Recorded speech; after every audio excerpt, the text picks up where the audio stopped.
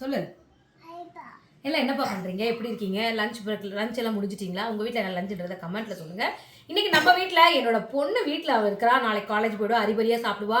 So இன்றைக்கி அவளுக்காக சூப்பராக நான் சமைச்சிருக்கேன். ஒரு ஸ்வீட்டடு கொண்டாடுன்ற மாதிரி வாங்க என்றதை பார்க்கலாம். சுட சுட சாதம் சூப்பராக தயாராகியாச்சு. மாங்காய், அவரைக்காய், சௌச்சௌ 3 வகையான காய், முக்கூடல் மாதிரி 3 வகையான காயும் போட்டு சூப்பரான ஒரு சாம்பார். பீட்ரூட்டு பச்சை மிளகா போட்டு பீட்ரூட் பொரியல். இது வந்து கடம்பக்காய், இதுவும் முக்கூடல். பீன்ஸு, உருளைக்கிழங்கு, கேரட்டு.